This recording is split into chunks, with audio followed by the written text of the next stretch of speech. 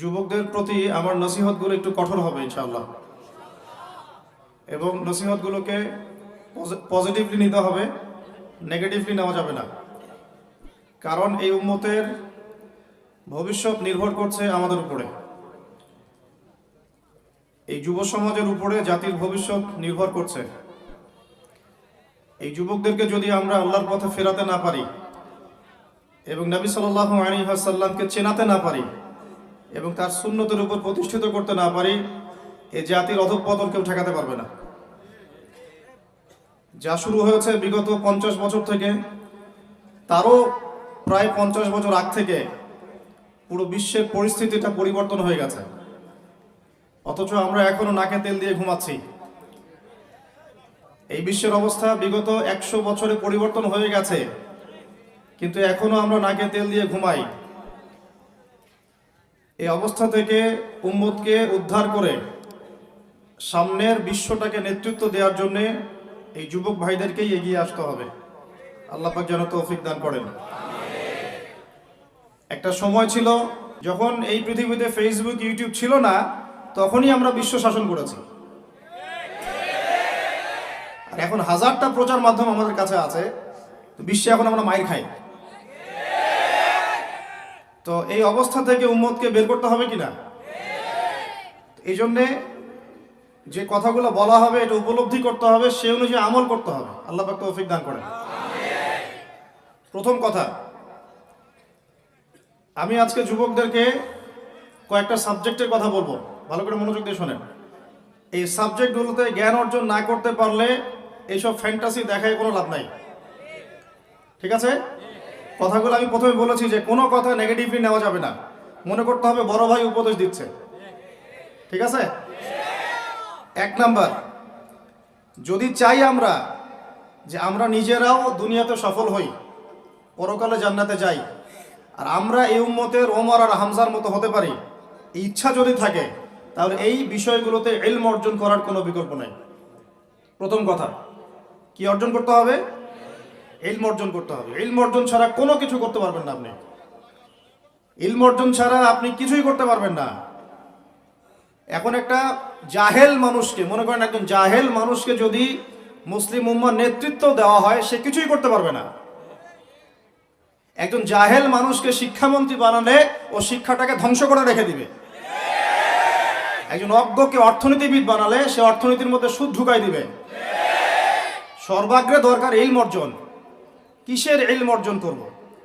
এই যে আমার হাতে একটা সিরাতের কিতাব আছে, আমাদের সবার পরিচিত একজন মুহাদ্দিক আলেম মুফতি মুহাম্মদ শফি রাহিমাহুল্লাহ, নাম তো শুনেছেন নিঃসন্দেহে, ওলামায়ে কেরাম অবশ্যই জানেন, আপনারা হয়তো অনেকে জানেন না। তার একটা অনবদ্য কিতাব আছে, সিরাতে খাতামুল আম্বিয়া। সিরাতে খাতামুল আম্বিয়া, বেশি না, এটা পৃষ্ঠা সংখ্যা মনে হয় 140টা। 100 কতক্ষণ লাগতে পারে 140টা পৃষ্ঠা পড়তে? যতক্ষণ আপনি রাতের বেলা আপনার গার্লফ্রেন্ডের সাথে কথা বলেন ততক্ষণ লাগতে পারে। কতক্ষণ লাগতে পারে? যতক্ষণ আমরা রাতের বেলা জেগে জেগে গার্লফ্রেন্ডের সাথে কথা বলি ততক্ষণ লাগতে পারে। 1 রাত, 2 রাত, 3 রাত, একদিনে 10 পৃষ্ঠা পড়া সম্ভব? তাও এটা 2 সপ্তাহে শেষ করা যায়। এখন আপনি যদি জিজ্ঞাসা করেন এই বইটাই কতজন পড়েছে, দেখবেন বেশিরভাগই হাত উঠাবে না।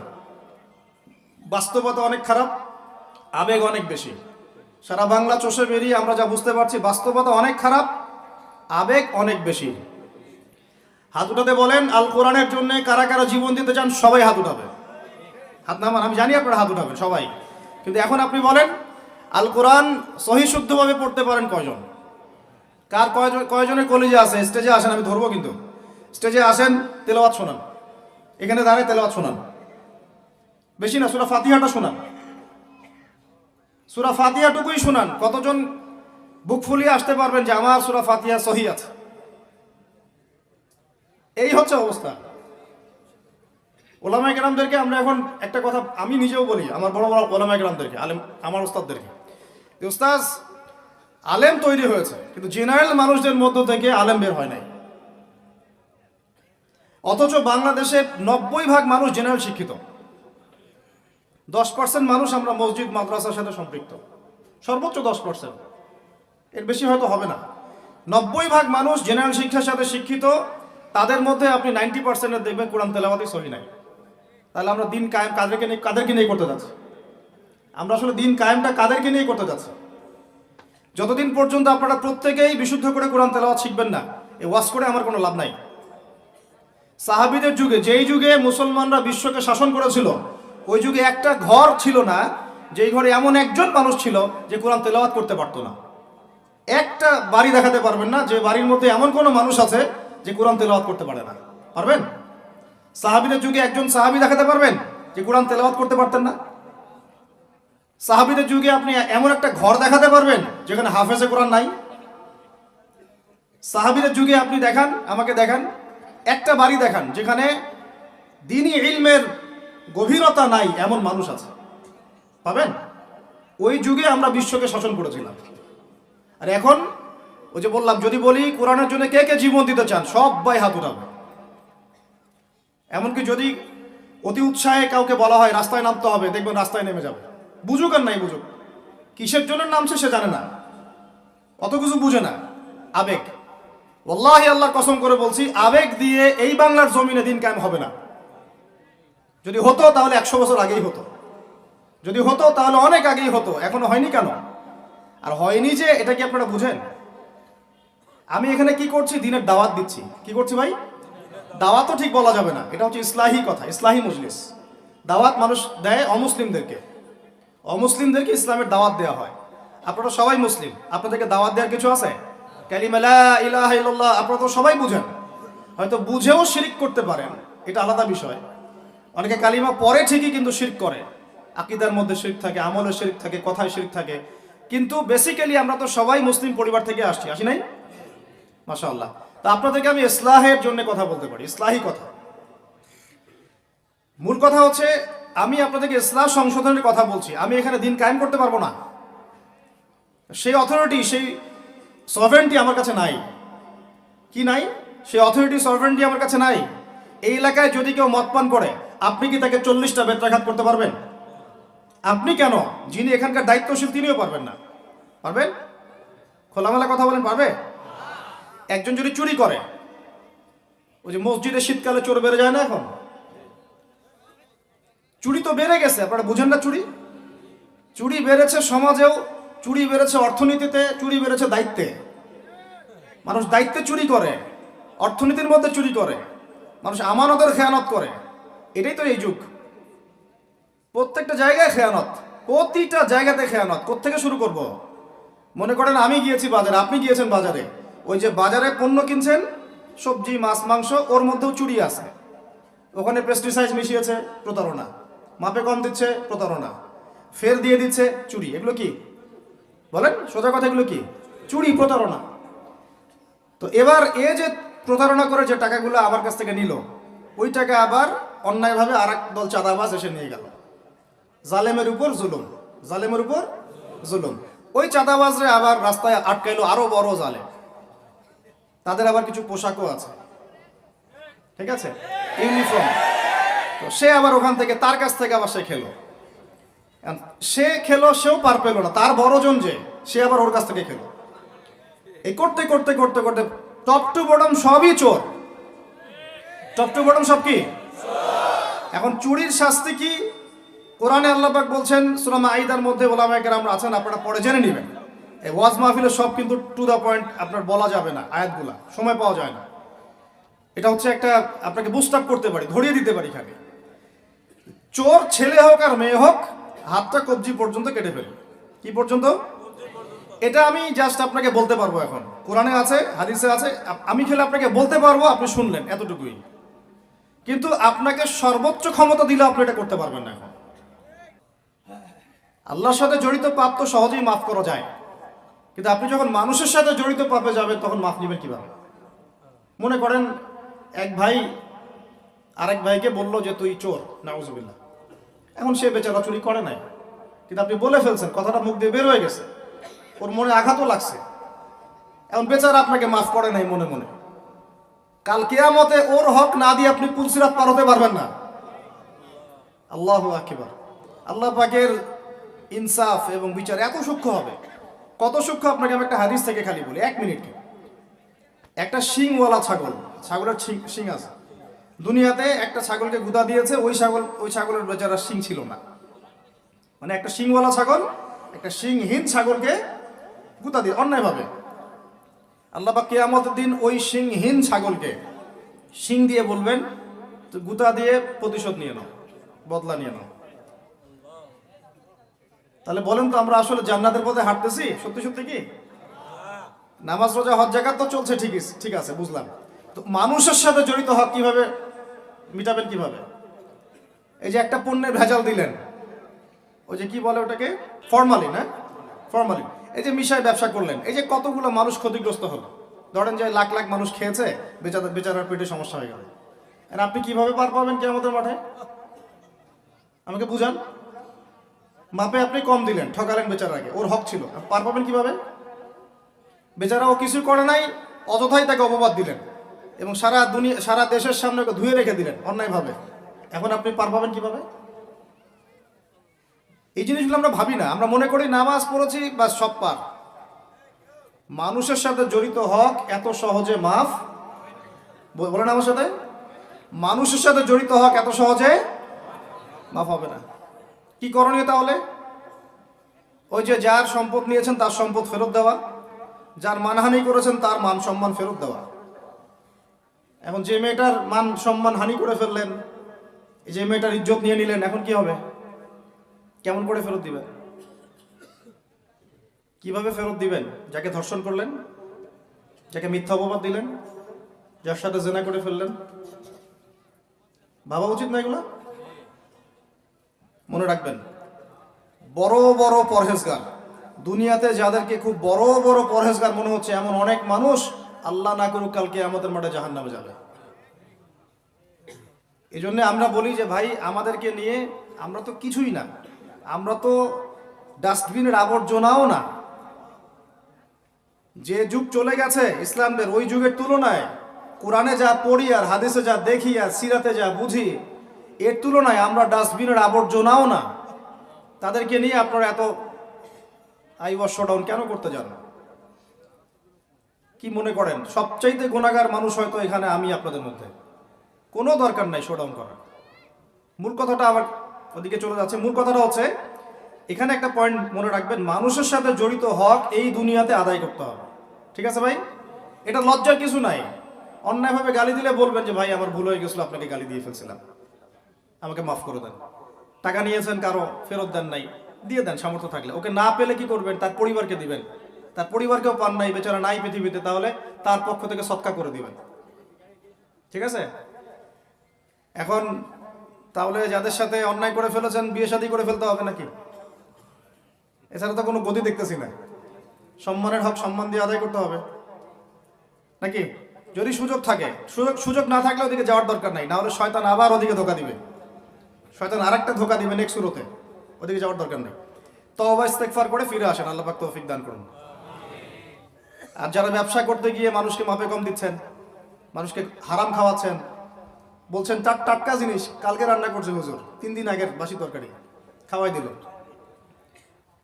একটা কি খাবেন এটা নিয়ে কথা বলতে গেলে তো আরো 2 ঘন্টা চলে যাবে। খাবেন কি? সবকিছুর মধ্যে ভেজাল দিয়ে রেখে দিচ্ছে। একটা সবজি খাবেন তার মধ্যে ভেজাল দিচ্ছে, মাছ খাবেন তার মধ্যে ভেজাল দিচ্ছে, একটা কুরবানির গরু কিনবেন তার মধ্যে গরু মোটা তাজাকরণ করে মোটা ফুলাই দিচ্ছে। খাবেন কি? দুধ খাবেন? মুসলমানের দোকানে খাঁটি দুধ পাওয়া যায় না, হিন্দুর দোকানে যাওয়া লাগতেছে। এই হচ্ছে অবস্থা আমাদের। দিন কায়েমের কথা আমরা যে বলি না, আমাদের তো নিজের ভিতরেই দিন কায়েম হয় নাই। এখন আমাদের নিজের আত্মার ভিতরে এখনো দিন কায়েম হয় নাই। সত্যি কথা এটাই। যাদের মধ্যে হয়েছে কোটি কয়েক মানুষ, তাদের সংখ্যা নিতান্তই নগণ্য, নিতান্তই কম। আল্লাহওয়ালা মানুষ যারা বাংলার মাটিতে আনাচে কানাচে আছেন, তাদের সংখ্যা নিতান্তই কম। ম্যাক্সিমাম আমরা নিজের 3.5 হাত দেহের উপরেই দিন কায়েম করতে পারি। আল্লাহ পাক আমাদেরকে কথাগুলো বোঝার তৌফিক দান করুন। তাহলে এই যে মুভমেন্টগুলো বাংলাদেশে চলছে, আস্তে আস্তে সব তো নিউট্রালাইজেশন হয়ে গেল। এটা একটু বোঝেন, আপনাদেরকে একটু বুঝাই। এক সময় ছেলে মেয়েরা একসাথে রিকশায় চড়লে লজ্জাবোধ করত, এখন কেউ লজ্জাবোধ করবে না। এটা হয়েছে নিউট্রাল। তারপর একটা যুগ আসলো, প্রেমপত্র লেনদেন হতো। আমরা জানি না, আমাদের বাবারা জানে। জেনারেশন জানে। ওই জেনারেশনের সাহস ছিল না যে কোনো মেয়ের সাথে কফি শপে বসবে, রিক্সায় ঘুরবে বা এটা ওইটা করবে। এখন তারপর একটা জেনারেশন আসলো, এটা নিউট্রাল হয়ে গেল। তারপরে আরেকটা আসলো, এরা আর ওইসবে নাই, সরাসরি কাজ করতে চায়, সরাসরি অন্যায় করতে চায়, সরাসরি জেনা। এখন সেই যুগ চললো। তারপরে আবার পরকীয়াটা আসলো, সিরিয়াল দেখায় দেখায় পরকীয়া, বাসায় স্বামী বাইরে আরেকটা ছেলে, বাসায় স্ত্রী বাইরে একটা মেয়ে, এই যুগ চললো। আর যে কি কি আসবে আল্লাহ ভালো জানেন। এবং আমার মনে হয়, আল্লাহ মাফ করুক আমাদেরকে, আমার মনে হয় আমরা জোর করে আল্লাহর গজব টেনে নিয়ে আসতেছি। সুদের মধ্য দিয়ে, জেনার মধ্য দিয়ে, ব্যভিচারের মধ্য দিয়ে, অন্যের হক নষ্ট করার মধ্য দিয়ে আল্লাহ রাব্বুল আলামিনের জমিন থেকে আল্লাহর আইনগুলো সব উঠাই দিয়ে আমরা আল্লাহ পাকের গজব জোর করে টেনে আনতেছি। যদি আসে, আল্লাহ না করুক, ভালো মন্দ কেউ পার পাবো না আমার ধারণা। কারণ সেই ভালোদের উপরে গজব আরো বেশি আসবে যারা হক চিনেও মানুষকে চেনায় নাই, যাদের কাছে কোরআন সুন্নাহর জ্ঞান ছিল, হক যারা চিনত কিন্তু মানুষকে সতর্ক করে নাই, ওদের উপরে আরো বেশি করে গজব আসবে। আল্লাহ পাক হেফাজত করুন। আমি মূল কথাটাই চলে আসে আবার ফিরে। আমি আপনাদেরকে ইসলাহের কথা বলছি, এখানে কায়েম নাই। কি নাই? যেটা বলছিলাম হাত কেটে ফেলা, আপনি সেটা করতে হন পারবেন না। যদি কেউ ব্যভিচার করে, বিবাহিত মানুষ, শাস্তি কি অনেকে জানেই নাই। রজম করতে হয়। কি করতে হয়? মাটিতে অর্ধেক কোমর পর্যন্ত পুঁতে ফেলে পাথর নিক্ষেপ করে হত্যা করবে এবং একদল মানুষ তা দেখবে। একদল মানুষ যে দেখবে, শাস্তি অবলোকন করা, এটা ইসলাম কোরআনে নতুন করে নাজিল করে নাই। প্রাচীন গ্রিক দর্শনগুলো পড়ে দেখবেন, ওই অ্যারিস্টটলদের যুগ যেটা ছিল, ওই যুগেও শাস্তি সামাজিকভাবে দেওয়া হতো, সবাইকে দেখিয়ে দেওয়া হতো। এতে একটা ভালো ইম্প্যাক্ট পড়ে। কেমন ইম্প্যাক্ট পড়ে? যদি চোরের হাতটা কাটেন আর সবাই দেখে 10 জন, ওই 10 জন জীবনে কাজ করতে যাবে না। আল্লাহ পাক সেই বিধানটা রেখে দিয়েছেন। আর প্রাচীন গ্রিকের যে দর্শন, এটা বিকৃত, কিন্তু ওই সভ্যতার মধ্যেও তো আল্লাহর নবী এসেছিলেন, আসেন নাই? এমন কোন সভ্যতা নাই যার মধ্যে আল্লাহ পাক নবী পাঠান নাই। তাহলে এই হিন্দু ভাইরা নিঃসন্দেহে তাদের কাছেও কোনো না কোনো নবী আসছিল, তাদের শিক্ষা থেকে তারা হয়তো বের হয়ে গেছে। খ্রিস্টানরা, তাদের কাছে নবী আসে নাই? এসেছে। চাইনিজ সভ্যতায়, ওখানেও হয়তো কোনো নবী এসেছে। আল্লাহ পাক বলেছেন ওয়ালিকুল্লি কওমিন হাদ, প্রত্যেকটা কওমের মধ্যে আমি নবী পাঠিয়েছি। প্রত্যেক কওমে, তার মানে এই সভ্যতা যতদিন থেকে ঘুরছে পৃথিবী, আদম আলাইহিস সালামের পর থেকে, প্রত্যেকটা স্থানে, কালে, পাত্রে আল্লাহ রাব্বুল আলামিন নবী পাঠিয়েছে। তাদের মধ্যে কেউ ছিলেন নবী, কেউ ছিলেন রাসূল। এই তো, তার মানে সবার কিন্তু একটা মৌলিক শিক্ষায় মিল থাকবে। এই জন্য মানুষের ফিতরতগত একটা মৌলিক শিক্ষা ভিতর থেকে চলে আসে যে আল্লাহ ছাড়া কোনো ইলাহ নাই। এটা কিন্তু সবাই বিশ্বাস করে একজন উপরওয়ালা আছে। দেখবেন সবাই বিশ্বাস করে, সব ধর্মের লোকই বলে যে উপরওয়ালা একজন আছে। আপনি তার ক্ষতি করলে বলবে যে উপরওয়ালা দেখবে, আল্লাহ না বললেও বলবে কি উপরওয়ালা দেখবে। তো মূল কথাটা হচ্ছে যে এই যে শাস্তি দেওয়ার বিধান, এটা আল্লাহ পাক নতুন করে এখানে নাজিল করেন না। প্রকাশ্য শাস্তির বিধানটা আগেও ছিল এই বিশ্বের মধ্যে, প্রাচীন গ্রিক রোমান সভ্যতার মধ্যে এটা ছিল। এখন যদি 100 জন মানুষ দেখে যে অমুক এক মেয়ের সাথে এই ছেলে, বিবাহিত ব্যক্তি, রেপ করা বা পরকীয়া সম্পর্ক করার কারণে এই শাস্তি দেওয়া হয়েছে, বাকিরা এই পাপে উৎসাহ পাবে না পাপ ছেড়ে দিবে? এটা বোঝার জন্য কি খুব বেশি কমন সেন্সের দরকার আছে? এই বিধান যদি সবাই দেখে তাহলে কি পাপ বাড়বে, হত্যাকাণ্ড বাড়বে না কমবে? এখন আমাকে বলেন তো, বর্তমান প্রচলিত যে বিষয়গুলো চলছে পুরো বিশ্বে, আমি বাংলাদেশ নিয়ে কথা বলি না খুব একটা, কারণ আমাদের চিন্তা বিশ্ব নিয়ে। কি নিয়ে? আল্লাহ পাকের, আমার এটা কি ভৈরব না? আল্লাহ পাকের ভৈরবের কোনো পরোয়া নাই তো, আল্লাহ পাকের ঢাকার কোনো পরোয়া নাই, আল্লাহ পাকের বাংলাদেশের কোনো পরোয়া নাই, আল্লাহ পাকের পাকিস্তানের কোনো পরোয়া নাই। আল্লাহ রাব্বুল আলামিনের কোনো দেশের মানুষের উপর আল্লাহ পাকের কোনো পরোয়া নাই। আল্লাহ সুবহানাহু ওয়া তাআলা চাইলে ইসলাম ইয়েমেনে কায়েম করতে পারেন, সিরিয়াতে করতে পারেন, অস্ট্রেলিয়ায় করতে পারেন, ওই আমেরিকায় করতে পারেন, রাশিয়াতেও করতে পারেন। কার হাতে ক্ষমতা? আল্লাহ পাকের কোনো পরোয়া নেই আমাদের। আমরা যদি আমাদের কাজ ঠিকঠাক মতো করি, আমরা সফল হব। যদি না করি আমাদের লস, আল্লাহ রাব্বুল আলামিনের লস বলতে কিছু নাই। আছে? আল্লাহ পাকের কিচ্ছু যায় আসে না, আমরা জাস্ট একটা সুযোগ পেয়েছি মাত্র। আমরা যদি সুযোগ নষ্ট করি এটা আমাদের ব্যর্থতা, আল্লাহ পাকের কোনো কিছু যায় আসে না। আপনি সেজদা করেন বা না করেন।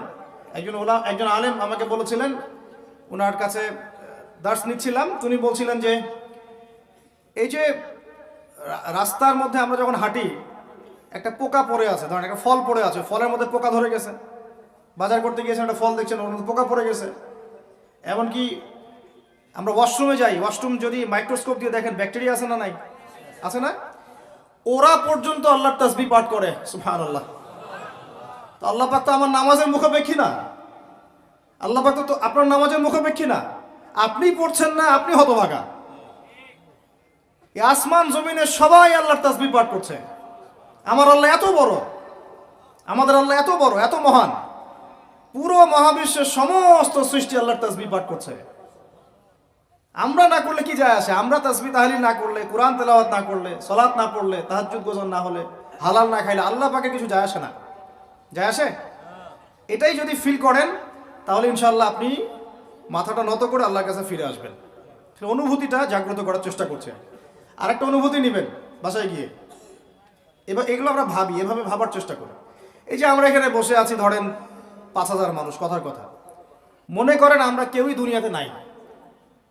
এই দুনিয়ার ঘূর্ণন থেমে যাবে কি না? থেমে যাবে? এই দুনিয়া ঘুরবে না ঘুরবে না?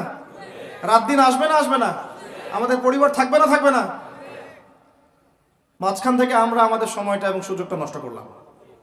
অতএব এত চিন্তা বাদ দেন, চাকরির কি হবে, ব্যবসার কি হবে, আমার মা বোনের কি হবে, আমার পরিবারের কি হবে, আমার এইটার কি সেটার কি, সব চিন্তা বাদ দেন। আপনি এখন আগে চিন্তা করেন যে আমরা দুনিয়াতে কিভাবে আল্লাহর দিন পালন করব, কিভাবে পরকালে নাজাত পাবো। আগে নিজের চিন্তা করেন। আমরা তো মানুষের চিন্তা করে করে লাইফ নষ্ট করে ফেলে দিলাম। এখন আপনারা শিক্ষা নিচ্ছেন না দিনের। কেন শিক্ষা নিচ্ছেন না? কারণ আপনারা চিন্তা করেন যে একটা সার্টিফিকেট দরকার, চাকরি পাইতে হবে। এই ফ্লোতে যেতে যেতে আপনার 20 বছর 25 বছর চলে যাবে, পরে আফসোস করবেন। ওই সার্টিফিকেট আপনি কার জন্য চান? নিজের জন্য, একটা ভালো মেয়েকে বিয়ে করতে চান, হালাল খাইতে চান, এই তো আপনার সন্তানদের ভবিষ্যৎ চান। এটাই তো আমাদের গোল, নাকি? আল্লাহ পাক এগুলো করতে নিষেধ করেন নাই, কিন্তু দিনের শিক্ষা এবং আমল বাদ দিয়ে নয়। আমরা এখন এই দুনিয়ার পিছনে ছুটতে ছুটতে আল্লাহকে ভুলে যাই, রাসূলকে ভুলে যাই, নামাজকে ভুলে যাই, কোরআনকে ভুলে যাই। এটাই সবচেয়ে সমস্যা আমাদের, এইটাই সবচেয়ে বড় সমস্যা। যে যুব সমাজ সালাত আদায় করছে না, এরা আল্লাহর জন্য জিহাদ করবে? কশ্চিন কালেও না। যে যুব সমাজ কোরআন তেলাওয়াতই করতে জানে না, আবেগে খালি বলতে পারে যে হ্যাঁ কোরআনের জন্য জান দিতে প্রস্তুত, কিন্তু পারবে না এটা করতে। যে যুব সমাজ হারাম সম্পর্ক থেকে বের হতে পারছেন না, কিভাবে চিন্তা করলেন যে আপনি বাইতুল মুকাদ্দাস জয় করবেন? যে যুব সমাজ সুদ ছাড়তে পারতেছে না, পাবজি ফ্রি ফায়ার ছাড়তে পারতেছে না, ফ্রি মিক্সিং অ্যাভেলেবল, এই যুব সমাজ বাইতুল মুকাদ্দাস জয় করবে না। কোন যুব সমাজ করবে আমি পরে আসতেছি ওইদিকে। আগে বোঝেন এই সিচুয়েশনে এইভাবে হবে না ভাই। আর একটা চিন্তা আমরা বাদ দিব, কোন রকম পাস করার চিন্তাটা বাদ দিব। আমাদের সবার একটা চিন্তা হয়ে থাকে, কি চিন্তা? কোন রকম পার পাইলেই পার।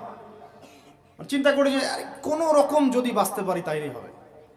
সাহাবায়ে কেরাম এইভাবে চিন্তা করতেন না, তাবেঈন ইসলাম এইভাবে চিন্তা করতেন না, তাবেঈন, 4 ইমাম, আমাদের খোলাফায়ে রাশিদিন, আইম্মাতুল মুজতাহিদ, তারা এইভাবে চিন্তা করতেন না। তারা চিন্তা করতেন আমি মানে নর্মাল মুসলিম হব না, আমি এক্সট্রা অর্ডিনারি মুসলিম হব।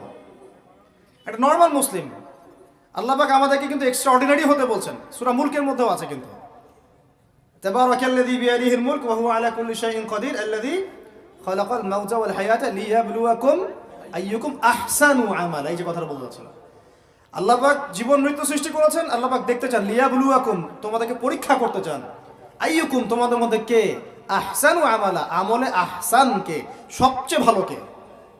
আল্লাহ পাক দেখতে চান না যে গরু খাওয়া মুসলিমকে, কে জুমায় জুমায় নামাজ পড়তে যায়, ঠিক আছে, কে খালি ঈদের নামাজ পড়তে যায়, কে খালি নামাজ পড়ে আবার সুদও খায়, যে এবার যাকাতও দেয়, এদিকে দুর্নীতিও করে, ওমরা হজও করে আবার এদিকে মানুষের হক নষ্ট করে। এইটা আল্লাহ দেখতে চান না। আল্লাহ পাক দেখতে চান আমলের শ্রেষ্ঠকে, মানে ক্লাসে ফার্স্ট কে হয়। এই উম্মতের দায়িত্ব বাংলার জমিনে 8-10 জন 20 জন আলেম, 10 জন দায়ী, 10 জন মাদ্রাসা শিক্ষক তাদের উপরে নয়। দিনের যদি দিনকে মহব্বত করেন, ভালোবাসেন, দিনের বিজয় চান, প্রত্যেকের দায়িত্ব আছে, প্রত্যেকের দায়িত্ব আছে। আপনারও তো দায়িত্ব আছে। আপনাকে আল্লাহ মাল সম্পদ দিয়েছেন, ওইটা দিয়ে আপনি দিনের জন্য কি করলেন আল্লাহ দেখতে চান। আল্লাহ পাক আপনাকে জ্ঞান দিলেন, প্রজ্ঞা দিলেন, আপনি ওইটা দিয়ে দিনের জন্য কি করলেন আল্লাহ পাক দেখবেন তো। আল্লাহ পাক আপনাকে লেখার ক্ষমতা দিয়েছেন, কতটুকু লিখলেন আল্লাহ পাক দেখবেন। আল্লাহ পাক বলার ক্ষমতা দিয়েছেন আপনাকে, আপনি ভালো বলতে পারেন, কতটুকু হক বললেন আল্লাহ পাক দেখবেন। আল্লাহ পাক আপনাকে সামাজিক, অর্থনৈতিক, রাজনৈতিক ক্ষমতা দিলেন, আল্লাহ দেখতে চান আপনি এটা দিয়ে দিনের জন্য কি করেন। অন্যথায় আল্লাহ পাক এটা কেড়ে নিতে সময় লাগবে না, এক মুহূর্তে আল্লাহ পাক কেড়ে নিতে পারেন। পৃথিবীতে নমরুদের নামও কেউ স্মরণ করে না, এখন ফেরাউনের নামও কেউ স্মরণ করে না। স্মরণ করলেও নেগেটিভলি স্মরণ করে, অভিশাপের সাথে স্মরণ করে, তাই না? প্রশংসার সাথে স্মরণ করে না। কত শত সম্প্রদায় আল্লাহ পাক বলেছেন ওয়ালাকাদ আহলাকনা ক্বাবলাহুম মিনাল কুরুন, কত সম্প্রদায় আমি ধ্বংস করে দিয়েছি তোমাদের আগে। কত সম্প্রদায় ছিল, লক্ষ লক্ষ কোটি কোটি সম্প্রদায়কে আমি ধ্বংস করে দিয়েছি তোমাদের আগে। নাই, তাদের শব্দও কি তোমরা শুনতে পাও? শব্দও শুনতে পাও না। তারা চিৎকার করছে বারজাখের জগতে আযাব থেকে বাঁচার জন্য, আমরা শুনতেও পাই না। তারা বলছে রব্বানা আবসারনা ওয়া সামি'না ফারজি'না না'মাল সালিহান ইন্না মুকিনুন। তারাই কথা বলছে এখন, রব্বানা, হে আমাদের রব, আবসারনা, আমরা দেখেছি, মানে পরকাল আমরা দেখা হয়ে গেছে, এখন আমরা দেখেছি। কোন চোখ দিয়ে? 2 চোখ দিয়ে দেখেছি আমরা। ওয়া সামি'না, শুনলাম, মানে যা আপনি বলেছেন আমরা শুনেছি, এখন শুনেছি, দেখেছি। ফারজি'না, আমাদেরকে একটু কাইন্ডলি ফিরায় দেন দুনিয়াতে। না'মাল সালিহান, ওই যে বলছি আমল সালেহ করে আবার ফিরে আসবো। ইন্না মুকিনুন, আমাদের ইয়াকিন হয়ে গেছে। কে বলছে এরা? যত কম পৃথিবীতে ধ্বংস হয়েছে আল্লাহর আযাবে, গজবে, আল্লাহ বিরোধিতায়, তারাই কথা বলছে। তাহলে কিসের বড়াই? বড়াইয়ের অহংকারের জায়গা আছে? মানুষের অহংকার শোভা পায়? মানুষের মতো ক্ষুদ্র তুচ্ছ সৃষ্টির অহংকার শোভা পায়? 2 দিন পাতলা পায়খানা দিলে বাস শেষ মানুষ, একটা ডেঙ্গু জ্বর দিলেই শেষ।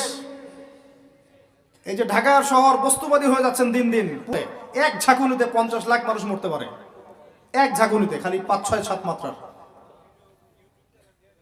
মানুষকে আল্লাহ পাক ছোট্ট একটা ক্যান্সারের ভাইরাস দিয়ে শেষ করে ফেলতে পারেন, সামান্য একটা মহামারীর বাতাস দিয়ে লাখ লাখ মানুষকে মারতে পারেন। মানুষের অহংকার শোভা পায়?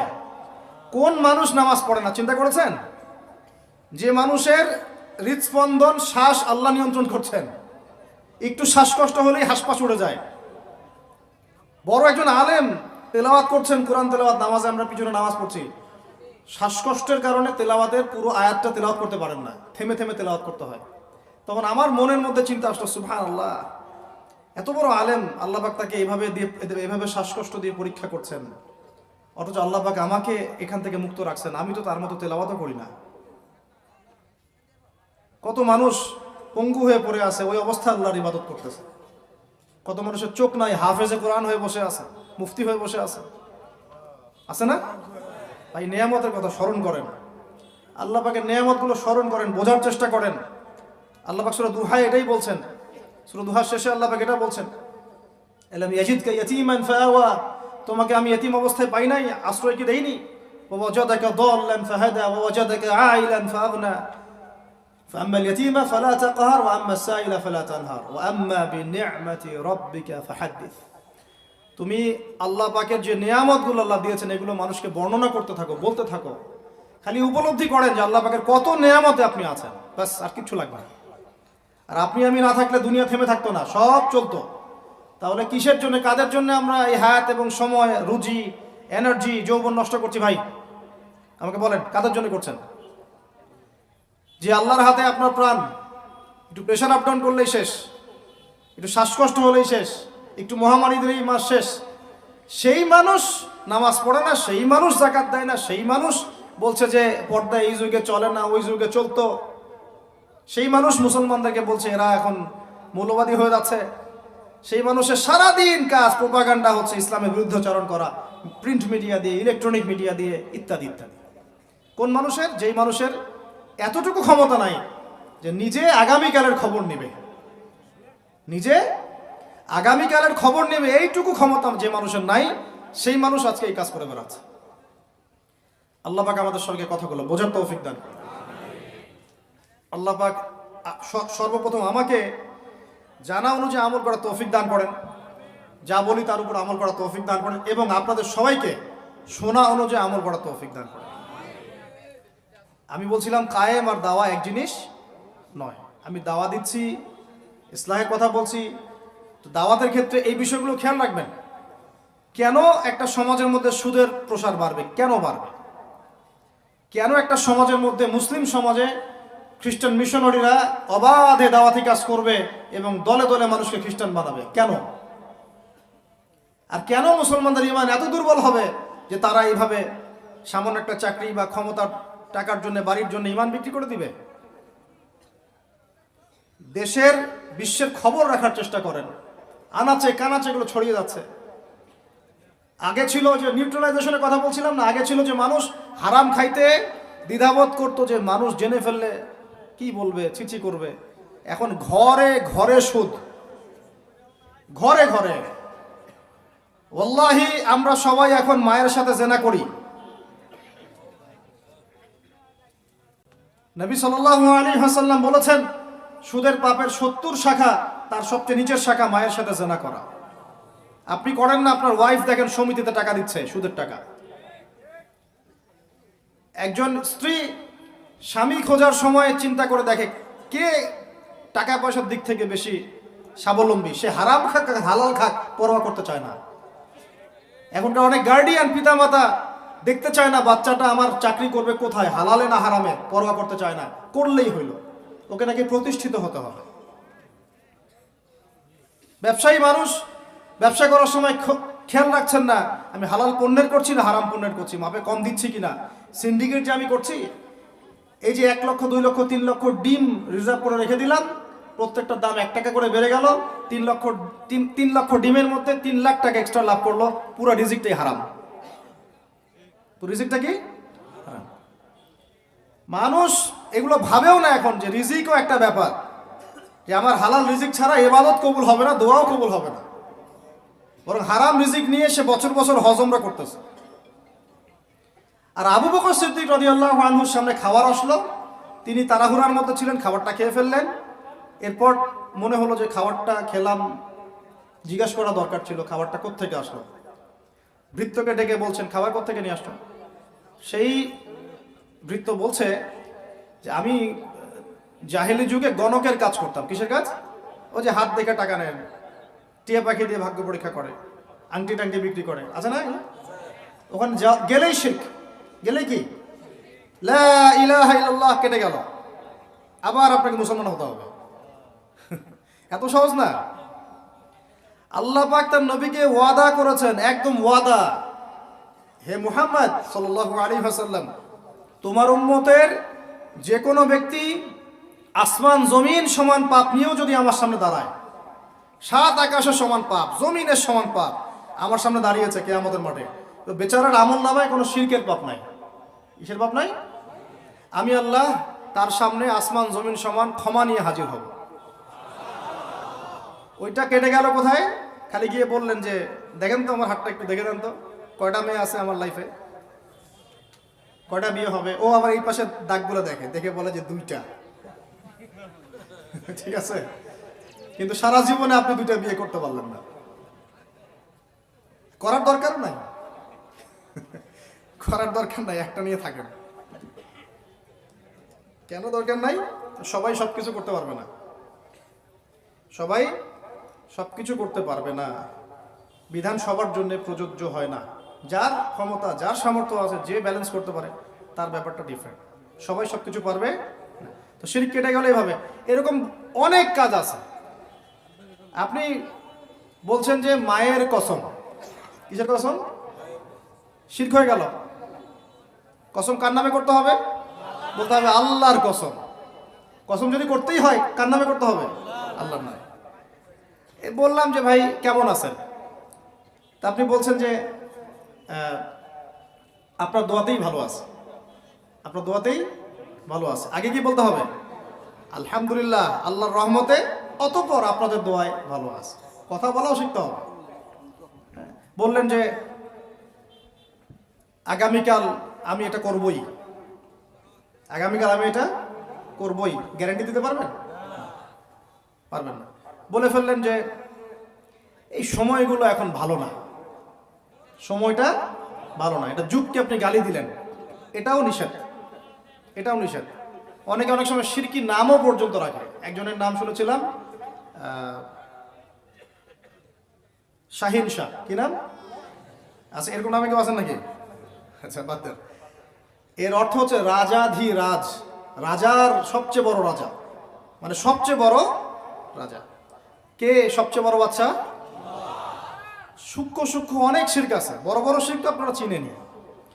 এদিকে বলছে ইহদিনাস সিরাতাল মুস্তাকিম, সরি, ইয়াকা না'বুদু ওয়া ইয়াকা নাস্তাঈন, হে আল্লাহ শুধু আপনারই ইবাদত করি, আপনার কাছেই সাহায্য চাই। বের হয়েই কবরে গিয়ে সেজদা করলো, ওখানে মৃত মানুষের কাছে সাহায্য চাচ্ছে। সেজদা কার জন্যে? সেজদা কি আল্লাহ ছাড়া অন্য কাউকে করা যাবে? সাহাবীরা কি আল্লাহ নবীকে সেজদা করেছিলেন? তাহলে আপনারা কত বড় মানুষ হয়ে গেছে? আমরা কি তাদের চেয়ে বড় হয়ে গেছি? নাউজুবিল্লাহ। এভাবে মানুষ শিরক করছে। তারপরে জবাই কুরবানি কার জন্য করতে হয়? তো মানুষ তো অনেক সময় দেখা যায় যে জীবিত মানুষ মৃত মানুষের জন্য কুরবানি করছে। এখন গ্রামে গ্রামে ছড়িয়ে পড়তেছে কবিরাজি, তান্ত্রিক, কবিরাজ, বান মারা, টোনা, এগুলা। যে করবে সেও মুশরিক, যে ওখানে গিয়ে ধন্না দেয় সেও মুশরিক। হ্যাঁ, যে করবে সে তো মুশরিক হয়ে গেছেই। আর যে গিয়ে ধন্না দিচ্ছে যে আপনি আমাকে এগুলা থেকে বাঁচান, এবং সে জিনের সাহায্য নিয়ে বিভিন্নভাবে এই কাজগুলো করে দিচ্ছে, সমস্যা, ঈমান কেটে গেল। কি করতে পারবেন? কোরআন এবং হাদিস থেকে চিকিৎসা করতে পারবেন, কোরআন সুন্নাহ থেকে চিকিৎসা করতে পারবেন। এগুলো বলা ঠিক না, বা পাবলিকলি বলা হয়তো উচিত না। এগুলো আমাদের বিরুদ্ধেও করে মানুষ। হ্যাঁ, আমাদের বিরুদ্ধেও মানুষ এগুলো করে, আর মনে করে আমরা এগুলো বুঝবো না, বা আমাদের এইসব দোয়া কালাম জানা নাই, বা আল্লাহ পাক আমাদেরকে হেফাজত করবেন না, এমনটা মনে করে। আরে সমস্ত কাফেরকে যদি এক পাল্লা রাখা হয়, আল্লাহ পাকের সূরা ফাতিহাকে এক পাল্লা রাখা হয়, তুমি পারবা নাকি? তো অযথা এইসব পরিশ্রম করো কেন? বরং কোরআন সুন্নাহ দিয়ে আল্লাহর কাছে এমন চিকিৎসা নেওয়া যায়, যেই চিকিৎসা ও তো অতিক্রম করতে পারবেই না, বরং করতে গেলে ও নিজে ধ্বংস হয়ে যাবে। কোরআনের উপর যেতে পারবে? এগুলো দিন দিন বাড়তেছে। আমি আপনাদেরকে কিছু চিকিৎসা বলে দিই, এগুলো আমল করেন, ইনশাআল্লাহ আল্লাহ পাক আপনাদেরকে হেফাজত করবেন ইনশাআল্লাহ। 1 নাম্বার তো নামাজ তো অবশ্যই পড়বেন, পবিত্র থাকবেন ওযু অবস্থায়। 3 নাম্বার আয়াতুল কুরসি পড়বেন, আয়াতুল কুরসি। কোন সূরা আছে এটা? সূরা বাকারার 255 নম্বর আয়াত, আয়াতুল কুরসি। আর পড়বেন সূরা বাকারার শেষের 3 আয়াত, সূরা বাকারার শেষের 3 আয়াত। এর আগে সূরা ফাতিহা আছে। তারপরে পড়বেন সূরা ফালাক, নাস, ইখলাস, কাফিরুন। সূরা ফালাক, নাস, ইখলাস, কাফিরুন। পড়বেন সূরা জিনের প্রথম 10 আয়াত। কোন সূরা? সূরা জিনের প্রথম 10 আয়াত। পারলে পুরা সূরা ইয়াসিন, সূরা ইয়াসিন। তারপর সূরা সফফাত এর প্রথম 10 আয়াত। এর সাথে সূরা কাহাফের প্রথম 10 আয়াত। তারপরে সূরা তাহা, সূরা ইউনুস আর সূরা আরাফ। এই 3টা সূরায় জাদু, বান, টোনার এগুলোর বিরুদ্ধে কিছু আয়াত আছে।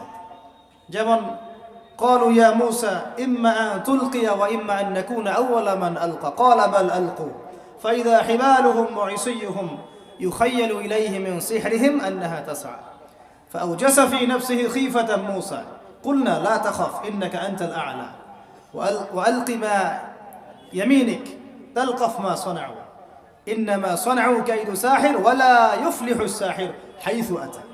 মানে এগুলো অর্থ জানলে আপনারা বুঝবেন।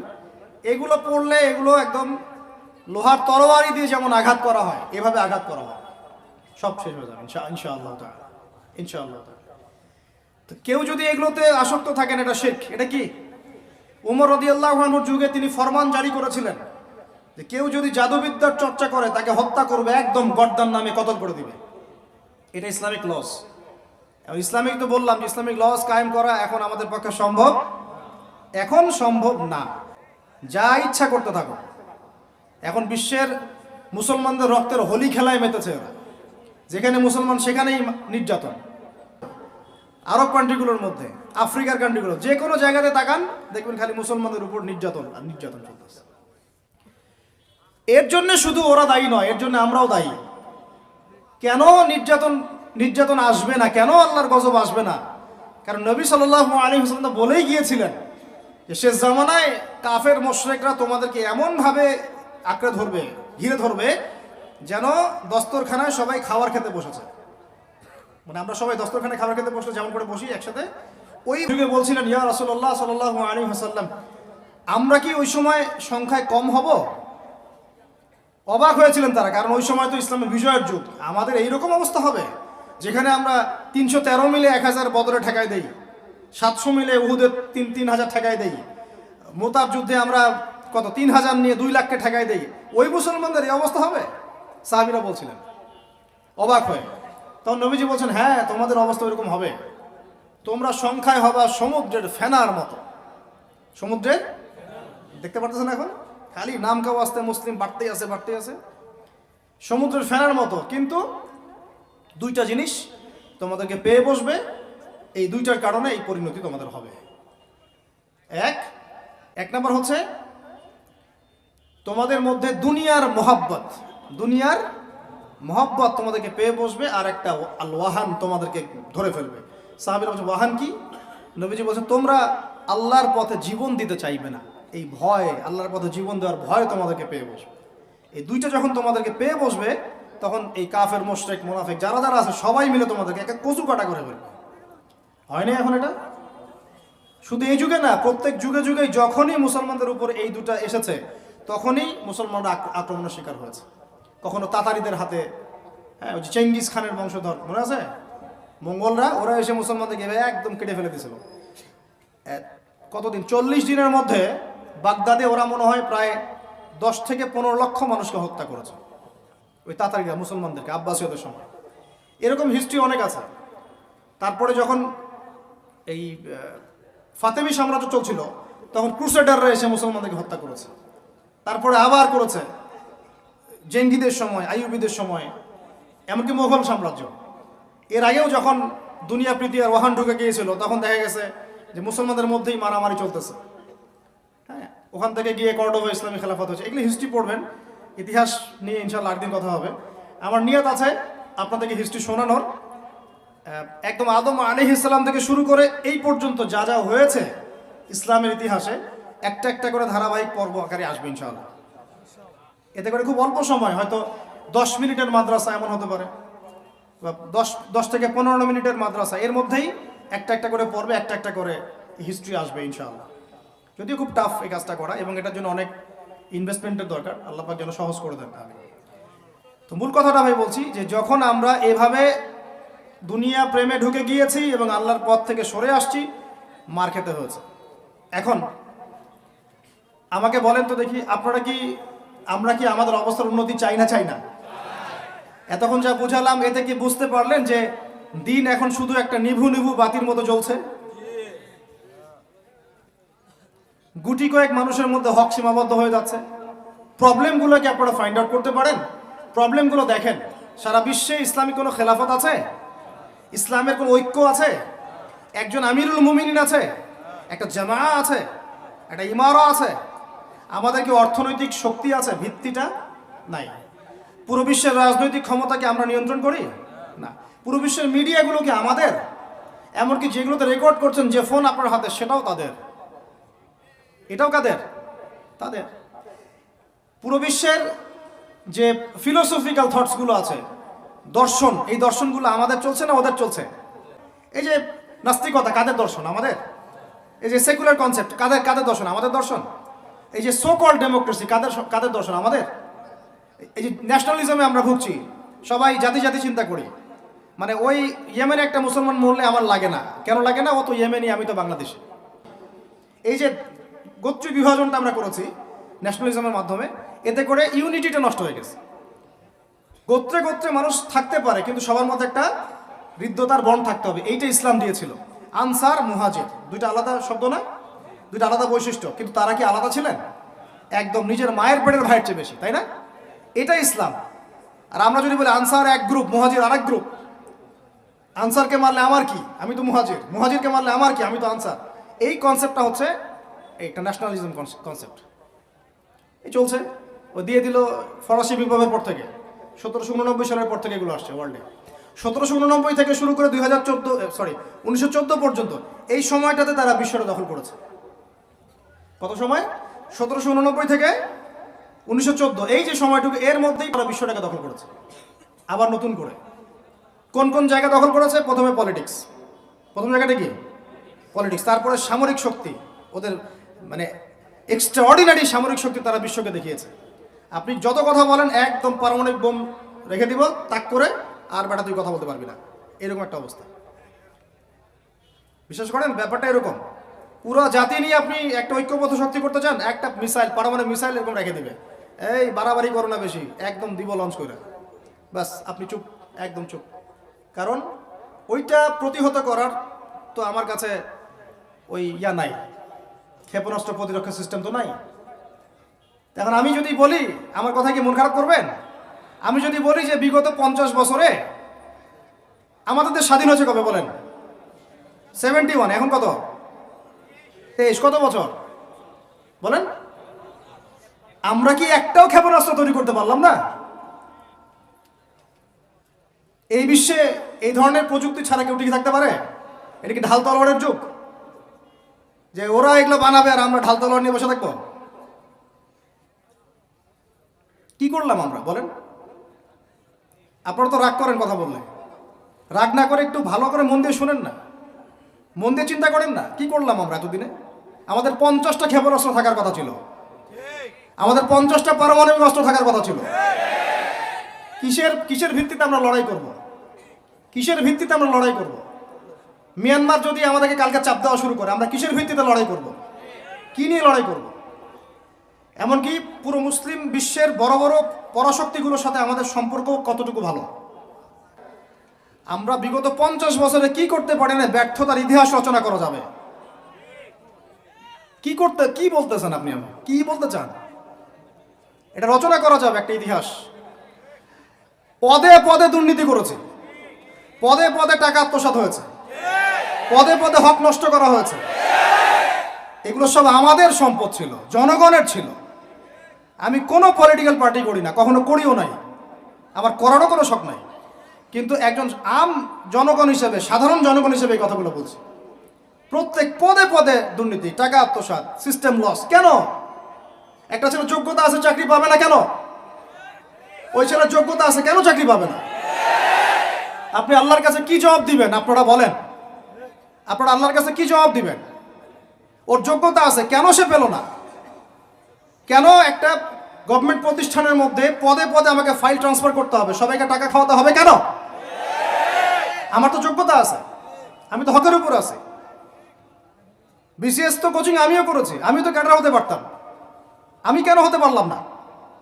কেন চান্স দিলেন না? কেন বড় বড় পরীক্ষার প্রশ্ন ফাঁস হয়ে যাবে? কেন একজন ডক্টর যাকে আমরা আমাদের ট্যাক্সের টাকা দিয়ে আমাদের ভাইরা বেতন দিচ্ছে, ও কেন দেরি করে হসপিটালে আসবে? কেন আসবে? কে ব্যবস্থা নিবে এগুলোর এগেনস্টে? আমরা ব্যবস্থা নিতে পারবো? আপনাকেই তো নিতে হবে। ওমর ইবনুল খাত্তাবের মতো শাসক কে হবে? আপনাকে হতে হবে, আমরা তো হব না। আর আমাদের সেই যোগ্যতাও নাই, ইচ্ছাও নাই। আমরা দায়িত্ব নিতে চাই না, দায়িত্ব ছেড়ে দিতে চাই। ইসলাম কি বলে? দায়িত্ব নিতে বলে না ইসলাম। ইসলাম বলে যে যোগ্যকে দায়িত্ব দিয়ে দাও। কোন সাহাবী দায়িত্ব নিজেকে চেয়ে নেন নাই কখনো, বলেছেন আমাকে দেওয়ার দরকার নেই, তাকে দিয়ে দাও। আবু বকর সিদ্দিকের পর ওমর ইবনুল খাত্তাব পর্যন্ত বলছিলেন আমাকে দিয়েন না, প্রয়োজন আলীকে দেন, উসমানকে দেন। উমরের মতো মানুষ এই কথা বলছিলেন। আর আমরা এখন কি করি ভাই? আমার চরিত্র সবচেয়ে ভালো, আমারে দেন, আমারে। খালি কিয়ামতটা হয়ে যাক, আল্লাহ পাক দাঁড় করাবেন সবগুলোকে সিরিয়ালে, দেখা যাবে কে কি জবাব দিতে পারে, দায়িত্ব কতটুকু বুঝাই দিতে পারে, এটা দেখা যাবে। কেন এটা হবে? আমার কথা রাগ করেন না প্লিজ। এখন আমাদের 50টা পারমাণবিক অস্ত্র থাকার কথা ছিল, অ্যাটলিস্ট না থাকুক 5টা তো থাকার কথা ছিল। আর ভাই এগুলো আমাদেরও তো অনেক দোষ। সব কিছু তো আমরা মানুষের উপর চাপাই দিয়ে বসে থাকি। আমরা যখন অ্যানালাইসিস করতে বসি সবাই মনে হয় যে বিজ্ঞ পণ্ডিত, কিন্তু আপনি তো দায়িত্ব নিয়ে সামনে আসছেন না, আপনি তো পড়াশোনা করে উপরে আসছেন না, আপনি তো জ্ঞান অর্জন করে মানুষকে বোঝানোর চেষ্টা করছেন না। আমরা তো আমাদের দায়িত্ব পালন করছি না, করছি কি? আল্লাহ পাক আমাদের সবাইকে বিচক্ষণ হওয়ার তৌফিক দান করেন। কয়টা সায়েন্টিস্ট তৈরি হয়েছে আমাদের, বলেন কয়টা সায়েন্টিস্ট তৈরি হয়েছে আমাদের জাতির মধ্যে? নাস্তিক তো ভুরি ভুরি তৈরি হচ্ছে। কয়টা সায়েন্টিস্ট তৈরি হয়েছে আমাদের ইউনিভার্সিটিগুলোর মধ্যে? কয়জন অর্থনীতিবিদ তৈরি হয়েছে ইউনিভার্সিটিগুলোর মধ্যে? আমিও তো পড়েছি ইউনিভার্সিটি। ছেলে মেয়ে একসাথে বসে গাল গল্প করে, চীনা বাদাম খায়, কোনো কোনো সময় স্যার আর ছাত্রীর প্রেম হয়ে যায়। আমি বলছি না কিছুই হয় না, পড়াশোনা তো হয়, সিস্টেম তো অনেক সুন্দর, টাকা পয়সাও সরকারি অনেক খাচ্ছেন আপনারা। কিন্তু এখন কথা হচ্ছে গভর্নমেন্টের যে এত টাকা পয়সা খাচ্ছেন, রেজাল্টটা কি দিচ্ছেন? কি জাতি উপহার দিচ্ছেন আপনারা? কোন প্রজন্ম উপহার দিচ্ছেন? এগুলো কি গভর্নমেন্ট টাকা আপনারা কি মনে করেন? এই ট্যাক্সের টাকাকে কি মনে করেন? এগুলো মানুষের আমানত, রক্ত ঘাম করা পয়সা। আপনাকে বেতন দেওয়া হচ্ছে, আপনাকে ফ্ল্যাট দেওয়া হচ্ছে, আপনাকে গাড়ি দেওয়া হচ্ছে, ওগুলোর দিকে তো চোখ দেন না। আমরা একটু এক্স করোলা গাড়িতে চললেই একদম নজরদারির মধ্যে চলে আসি। গাড়ি কোত্থেকে আসলো? আমার গাড়ির দাম তো 6 লাখ টাকা না 7 লাখ টাকা, আপনার গাড়ির দাম তো 50 লাখ টাকা। আর এইগুলো আমাদেরকে মানুষ ভালোবেসে হাতিয়ে দিয়েছে। আপনাকে ভালোবেসে না দিলে আমি কি করতে পারি? আমার কিছু করার আছে? তো মূল জায়গাগুলো তো আমরা দেখি না। সব সমস্যা ইসলামকে নিয়ে চুলকানি নাকি? খালি ইসলামকে নিয়ে চুলকানি হয়? মূল জায়গায় আসেন। আমি বলেছি, চ্যালেঞ্জ করেছি, একটা মাঠের মধ্যে আপনি সমস্ত সেকুলার মহলের টিচারদেরকে একত্রিত করেন। আপনি উদ্যোগ নিয়ে করেন দেখি, করে সবার কোরআন তেলাওয়াত টেস্ট করেন। আমি চ্যালেঞ্জ করতেছি 10% কোরআন তেলাওয়াত ঠিক থাকবে না। তাদের হাতে আপনি একটা জাতি করতেছেন, তাহলে শিক্ষা তো এই অবস্থা হবেই। ব্যাংলাপ তো আপনাকে শিখাবে, আর কি শিখাবে? ইসলাম এবং জেনারেল শিক্ষা, ইসলামী শিক্ষা, এইটাকে সমন্বয় করাটা এখন সময়ের দাবি হয়ে গেছে। এই দুটোকে সমন্বয় না করতে পারলে আল্লাহর কসম এই জাতিকে বাঁচাতে পারবেন না আপনি। এখন টিকটক দেখতেছেন, সামনে কোন টক আসবে আল্লাহ ভালো জানে, আল্লাহ ভালো জানে। এখানে আপনার ঘরেও তো দেখবেন যে একটা অপদার্থ পয়দা হয়ে গেল। কত এরকম ছেলে তার বাবা মাকে বৃদ্ধাশ্রমে পাঠিয়ে দিল, সন্তানের হাতে মা খুন হলো। এই তো কয়দিন আগে এক পুলিশ অফিসার খুন হয়েছিল এক সন্তানের হাতে, মনে নাই আপনাদের এগুলা? তাহলে আমরাই তো আমাদের ঘরে সাপ তৈরি করতেছি। ভাববেন না যে এগুলোর ফলে শুধু সমাজে একটা প্রভাব বিস্তার হবে, আমার ঘরে কিছু হবে না, কখনো নয়। আমিও এফেক্টেড হব, আমার ঘরেও আসবে। এখন আল্লাহ রাব্বুল আলামিনের কাছে খালি দোয়া করতে পারি আমরা, আল্লাহ পাক যেন আমাদেরকে এমন যোগ্য ব্যক্তি উপহার দেন আল্লাহর পক্ষ থেকে। যেই হোক সে XYZ, হুএভার হি ইজ, আমরা কোনো দলের মানুষ না, কোনো পলিটিক্যাল পারসন না। XYZ যে হোক না কেন, আমরা চাই সৎ, যোগ্য, ইমানদার মানুষ। সৎ, যোগ্য, ইমানদার মানুষ যারা তাদের এই ক্ষমতাটাকে, এই প্রতিভাটাকে দিনের জন্য কাজে লাগাবে ইনশাআল্লাহ। এরকম মানুষ চান না আপনারা?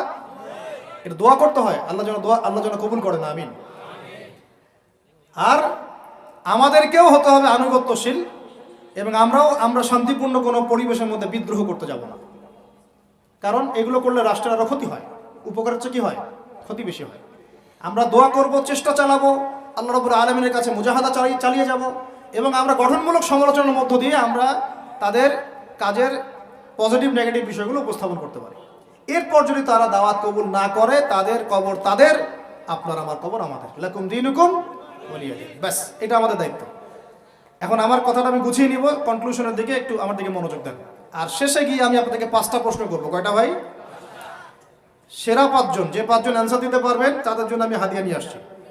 5টা বই আমি আমার পক্ষ থেকে উপহার দেবো ইনশাআল্লাহ। ঠিক আছে? এই যে লেকচারটা দিয়েছি এর উপরেই 5টা প্রশ্ন হবে ইনশাআল্লাহ। দেখবো কে কতটুকু লেকচার শুনেছেন।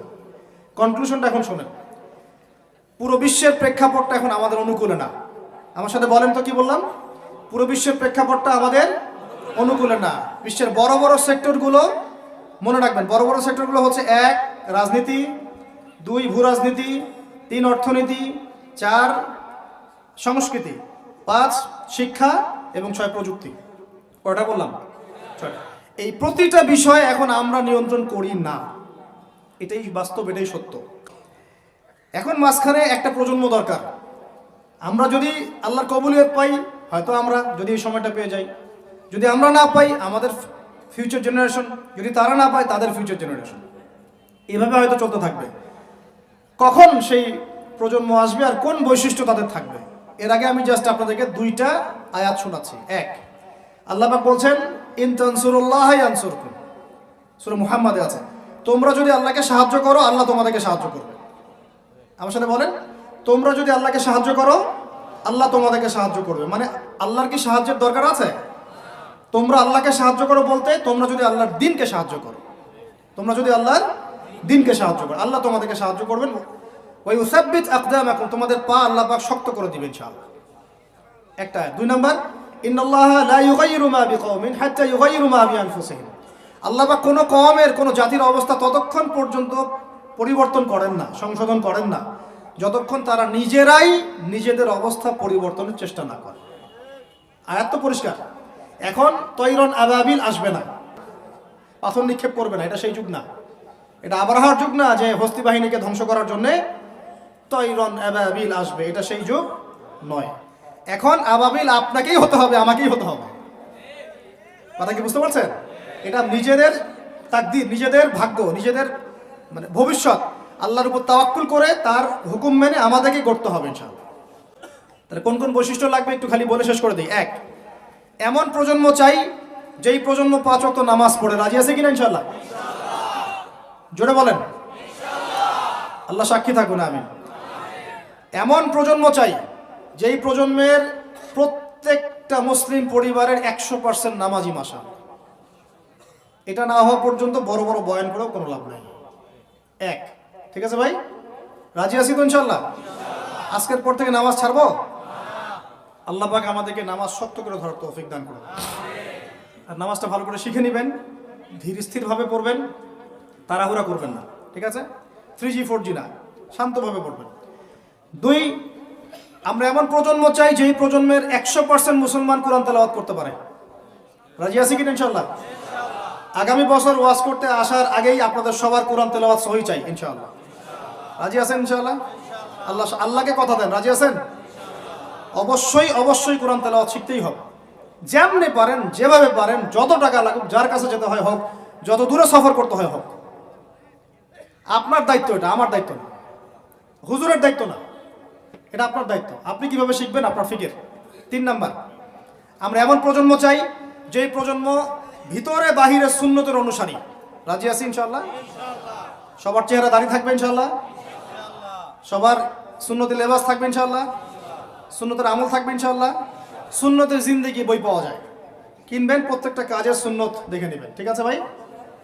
প্রত্যেকটা কাজের সুন্নত আমল করার চেষ্টা করবো, আল্লাহ পাক তৌফিক দান করুন, আমিন। শেষ করে দিচ্ছি, মনোযোগ ধরে রাখেন, আর 5 মিনিট। 4 নাম্বার, এমন প্রজন্ম চাই যেই প্রজন্ম কোশ্চিনকালেও হারাম খাবে না। রাজি আছি ইনশাআল্লাহ? হারাম খাবো? সুদ খাবো? ঘুষ খাবো? দুর্নীতি করব? মানুষের সম্পদ আত্মসাৎ করব? অন্যায়ভাবে আমরা মানুষকে ঠকাবো? আল্লাহ পাক আমাদেরকে বোঝার তৌফিক দান করুন, কবুল করুন, আমিন। 5, এমন পরিবার চাই যেই পরিবার হবে পুরোপুরি ইসলামিক পরিবার। রাজি আছেন ইনশাআল্লাহ? আল্লাহ কবুল করুন, আমিন। এই জায়গাতে গিয়ে আপনাদেরকে একটা নসিহত করি যুবকদেরকে, বেশিরভাগই তো অবিবাহিত নাকি? কি দুঃখ, কি কষ্ট। একটা কাজ করবেন, আগে একটা ছোটখাটো হালাল রিজিকের ব্যবস্থা করবেন, তারপরে বিয়ে শাদী। হালাল রিজিকের ব্যবস্থা না কইরা বিয়ে শাদী করতে যায় না, নিজের মান সম্মান গায়রত বলে কিছু থাকবে না, ঠিক আছে ভাই? আরো যে বলছি, ভুলেও বেদিন কোনো মেয়েকে বিয়ে করতে যায় না। দিনদার মেয়ে খুঁজবেন, আর দিনদার মেয়ে তো বাইরে সার্টিফিকেট লেবাস দেখে বোঝা যাবে না আসলে। এটা আপনাকে খোঁজখবর নিতে হবে, দেখতে হবে তার পরিবার কেমন, ব্যাকগ্রাউন্ড কেমন, মা কেমন, ইত্যাদি ইত্যাদি, তার কোয়ালিফিকেশন কেমন, এবং পাত্রী দেখেও নেবেন। পাশাপাশি আল্লাহর কাছে দোয়া করতে হবে বেশি করে। কি করতে হবে? স্ত্রী খাদিজার মতো হতে পারে, আবার নূহ আলাইহিস সালামের স্ত্রীর মতো হতে পারে। বুঝেন পার্থক্য? বুঝেন? খাদিজা রাদিয়াল্লাহু আনহা মানে কি? এমন একজন মহিয়সী নারী যে একজন মহাপুরুষের পিছনে সাপোর্ট দিচ্ছেন। সুবহানাল্লাহ, কি সাপোর্টটা দিয়েছেন, দেন নাই নবী সাল্লাল্লাহু আলাইহি ওয়াসাল্লামকে পুরো নবুয়তের জীবনে? এটাও হতে পারে তাকদিরে। আবার নূহ আলাইহিস সালামের স্ত্রী, মনে আছে? লূত আলাইহিস সালামের স্ত্রী, তারা দুজন নবী, তারা দুজন জান্নাতি, তাদের স্ত্রীরা হবে জাহান্নামী। বলেন নাউজুবিল্লাহ। তো এই জন্য তাকদীর কার হাতে? বাস আল্লাহর কাছেই বারবার ইস্তেখারা করে করে করে চেয়ে নিতে হবে, আল্লাহ আমাকে এমন একজন নেককার স্ত্রী দান করুন যিনি আমাকে আপনার পথে চলতে সাপোর্টিং হ্যান্ড হবে, আমাকে পিছন থেকে বুস্ট আপ করবে ইনশাআল্লাহ। আচ্ছা, ইনশাআল্লাহ ফ্যামিলি নিয়ে বিয়ে শাদী নিয়ে আরেকদিন ওয়াজ হবে ইনশাআল্লাহ। 5 কয়টা বলছি ভাই? 5টা না 6টা? 5টা। 6 নাম্বার, যে বাচ্চা কাচ্চা আছে আমাদের ভাই বোন, ছোট ছোট ছোট বাচ্চা কাচ্চা যেগুলো, এক একজনকে এক একজন মর্দে মুজাহিদ হিসেবে তৈরি করবে। জি ইনশাআল্লাহ। তাহলে ওদেরকে আমরা পড়াশোনা করাবো কি কি পড়াশোনা করাবো? হ্যাঁ, কি পড়াবেন? হামটি ডামটি নাকি Jack and Jill went up the hill, twinkle twinkle, কি পড়াবেন? ওর কচি মাথাটাকে তো সময় নষ্ট করে ফেলতেছেন। 7 নাম্বার হচ্ছে আল্লাহ পাক আমাদেরকে প্রতিভা দিয়েছেন না সবাইকে, কেউ লিখতে পারে, কেউ বলতে পারে, কেউ ব্যবসা ভালো বোঝে, কেউ ইন্টারনেট সেকশন ভালো বোঝে, এরকম আছে না? আল্লাহ পাক আপনাকে যা দিয়েছেন ওইটাকেই দিনের জন্য কাজে লাগাবেন। রাজি আছেন? 8 নাম্বার, আমাদের প্রত্যেক পরিবারের মা বোনদেরকে খাস পর্দা রাখতে হবে। নাস্তিকরা কি বলে বলুক, সেগুলোরা কি বলে বলুক, ইউনিভার্সিটির টিচার কি বলে বলুক, নেকাব খুলতে বাধ্য করে কি করে করুক, আপনি আপনার পরিবারকে পর্দা রাখবেন। যদি ওদিকে দেখেন যে কোনোভাবেই কাজ হচ্ছে না, ওই জগৎ ছেড়ে দিয়ে বাসায় চলে আসে, দরকার নেই পড়াশোনা। আমি আমার মেয়েকে মাদ্রাসায় পড়াবো, দরকার নেই আমার ওই পড়াশোনা, ঠিক আছে? প্রয়োজনে নিজে প্রতিষ্ঠান করে আপনার সন্তানকে পড়াবেন। আপনার সামর্থ্য আছে, নিজে প্রতিষ্ঠান করেন, করে সন্তানকে পড়াশোনা করেন ইনশাআল্লাহ।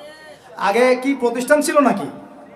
যে যুগটা সোনালী যুগ, ওই যুগে কোনো শিক্ষা প্রতিষ্ঠানই ছিল না। মানুষ ওস্তাদের কাছে ম্যান টু ম্যান পড়তো। একজনের কাছে কোরআন, একজনের কাছে হাদিস, একজনের কাছে উসুল, একজনের কাছে আরবি, এভাবে পড়তো মানুষ। ওরা মানুষ হয় নাই? তো এখন পরিবেশ গড়ে তোলার ফিকির করব, যদি না পারি আমার সন্তানকে আমি ইসলামিক লাইনে পড়াবো ইনশাআল্লাহ। সামর্থ্য থাকলে নতুন নতুন প্রতিষ্ঠান গড়ে তুলবো ইনশাআল্লাহ। আল্লাহ পাক তৌফিক দান করুন। কয়টা বললাম? 8টা? 8টা না 9টা? 8টা। 9 নাম্বার হচ্ছে আমরা সবাই মিলে সৎ কাজে আদেশ করব, অসৎ কাজে নিষেধ করব। একজনের দায়িত্ব না। আচ্ছা, এই উম্মতের দায়িত্ব আমার উপরে? এই উম্মতের দায়িত্ব আব্দুল মালিক সাহেবের উপরে? এই উম্মতের দায়িত্ব কি আল্লামা তৌকির ইসমাইলি সাহেবের উপরে? কার উপর দায়িত্ব বলেন তো? সবার দায়িত্ব আছে না? সবাই মিলে এই যে আমর বিল মারুফ এবং নাহি আনিল মুনকারের কাজ করবো ইনশাআল্লাহ। আল্লাহর রাস্তায় সময় দিবেন, দাওয়াতের মেহনত করবেন, তাবলীগের মেহনত করবেন ইনশাআল্লাহ। আল্লাহ কবুল করুন, আমিন। আর 10 নাম্বার হচ্ছে আমরা উম্মতের মধ্যে কোনো বিভক্তি সৃষ্টি করব না। উম্মতের মধ্যে কোনো বিভক্তি সৃষ্টি করব না। এমনিতেই 73 দলে নয়, 73,000 দলে আমরা বিভক্ত হয়ে গেছি। আর ভাই আল্লাহর রাস্তায় বাড়াইতে যায় না, ইস্যু পাগল হবেন না, মূল জায়গায় থাকবেন, উলামায়ে কেরামের সোহবতে থাকবেন, উলামায়ে কেরামের সাথে সম্পর্ক থাকবে, কমপক্ষে একজন ওস্তাজ আলেম শাইখকে ধরে থাকবেন, অন্তত একজন। আর যদি অনেক থাকে তাহলে তো আলহামদুলিল্লাহ। উম্মার মধ্যে বিভক্তি সৃষ্টি করবেন না, ফাটল বাড়াবেন না, ঐক্যবদ্ধ করতে পারেন না পারেন, বিভক্তি উস্কে দিবেন না, বরং যার যার মধ্যে ভালো যতটুকু আছে নিয়ে নেবেন, খারাপটা আপনি ছেড়ে দিবেন। সবাই সব কাজ করবে না। আপনার আমার বড় বড় লেভেলের সমালোচনা করার যোগ্যতা হয়নি, আপনি চুপ থাকবেন। তারা তাদের মধ্যে কি করছে না করছে এটা আপনার দেখতে হবে না। সবাইকেই স্ট্যাটাস দিতে হবে না, সবাইকেই লিখতে হবে না, সবাইকেই বলতে হবে না। যারা বিজ্ঞ বরেণ্য এই বিষয়ে যাদের জ্ঞান আছে তারা বুঝবে উম্মার জন্য কিভাবে আগাতে হবে। আল্লাহ পাক আমাদের সবাইকে এইরকম জামা গড়ে দিন, এরকম ইমারা দান করেন, আমিরুল মুমিনিন দান করেন, আমিন। আল্লাহ পাক আমাদের সবার মধ্যে যে ভুল বোঝাবুঝি এগুলো দূর করে দেন। আমরা দোয়া করবো আল্লাহ পাক আমাদের প্রত্যেক রাজনৈতিক নেতা, প্রশাসনের ব্যক্তিবর্গ, অর্থনৈতিক নেতা, সাধারণ মানুষ, নারী, শিশু, আবাল বৃদ্ধ যারা আছে সবাইকে আল্লাহ পাক হেদায়েত দান করেন, সবাইকে আল্লাহ কবুল করেন, সবাইকে আল্লাহ পাক যেন ইসলাম বোঝার তৌফিক দান করেন, সবাই মিলে একটা ঐক্যবদ্ধ শক্তিশালী জাতি গঠনের তৌফিক দান করেন। তারপরে আল্লাহ পাক যেন আমাদের সবার মধ্যে দ্বীনি ইলম অর্জনের তামান্না দান করেন। সবাইকে আল্লাহ পাক কোরআন শেখার তৌফিক দান করেন, হাদিসের উপর আমল করার তৌফিক দান করেন, সুন্নতি জীবন গড়ার তৌফিক দান করেন। সবাইকে আল্লাহ পাক যেন নেককার স্ত্রী দান করেন, যাদের সামর্থ্য আল্লাহ পাক 2টা 3টা দান করেন, আরও দান করেন। হালাল রিজিক যথেষ্ট করে দেন, আমাদের সন্তানদেরকে মানুষ করার তৌফিক দান করেন।